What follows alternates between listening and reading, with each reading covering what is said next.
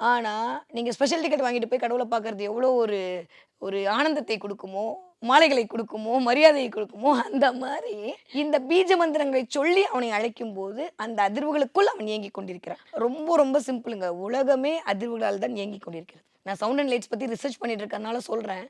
சத்தத்தின் வாயிலாக மட்டும் தான் பிரபஞ்சம் இயங்குகிறது. இதுல எந்த மாற்று கருத்தும் இல்ல. அப்ப சத்தத்தை வைத்துக்கொண்டு தான் இந்த கடவுளை இந்த இடத்தில் அடைய முடியும் என்று அது ரூம் போட்டு யோசிச்சாங்களா, இல்ல மேல போய் யோசிச்சாங்களா நம்மளுக்கு தெரியாது. அவ்வளவு மந்திரங்களை குடுத்துருக்காங்க. மந்திரம் என்பது மனதால் சொல்லக்கூடியதே தவிர, அதற்கு மொழி தேவையே இல்லை. நான் திரும்ப திரும்ப அதான் அழுத்தமா சொல்றேன். சான்ஸ்கிரிட் சொன்னா தான் அது மந்திரம். தமிழ்ல அர்ச்சனை பண்ணா மந்திரம் இல்ல அப்படிலாம் இல்லங்க. நீங்க மனதால் ஒருநிலைப்படுத்தி அந்த சத்தங்களை சரியாக பயன்படுத்தி சொல்லும்போது, அது ஒரு அதிர்வை குடுக்கிறது. ஒரு ஸ்ப்ரிங் இருக்குன்னா நீங்க ஆட்டி விட்டீங்கன்னா, அது அதிரணுங்க. அது எவ்வளோ தூரம் அதிருதோ, அந்த அளவு அதோடைய தன்மை இருக்கும். அந்த மாரி ஒரு மந்திரங்கள் நீங்க எவ்வளோ தூரம் வந்து கூட்டி சொல்றீங்களோ, "கூட்டி எழுவுதல் என்பதனால் புரவர்" அப்படின்பாரு. நம்ம தொல்காப்பியர். அந்த மாரி எவ்வளோ தூரம் சத்தமா நீங்க கூப்பிடுறீங்களோ, சத்தமா சொல்றீங்களோ, அந்த அளவுக்கு அதற்கான வைப்ரேஷன் அந்த அதிர்வுகள் இருக்கும்.